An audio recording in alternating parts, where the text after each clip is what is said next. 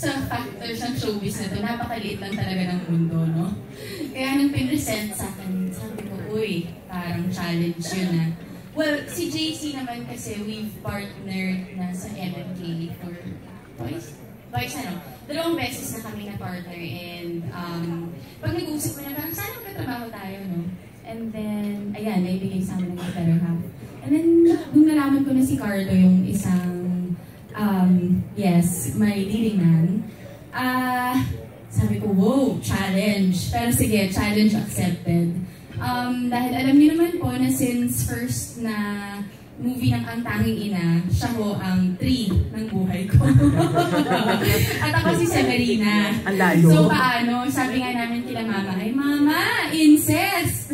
So, but you know, work is work and isa siguro yun sa challenge sa amin. And mas ginaganahan kami to just really prove to everyone na, teka lang, hindi si 3 at hindi si 7 ang mapapanood ninyo, kundi ang magpangga, kundi si Marco at saka si Camille. So far it's been beautiful working with my co-actors. Sarap talaga lahat katrabaho because I'm really very comfortable working with my leading men. Hindi pa kami masyado nagkakaisa ni Denise. But, yun po, panoorin nyo na lang po at sana hindi niyo makita si ano. Pinagtatrabahuan namin na hindi niyo makita si 3 at si 7.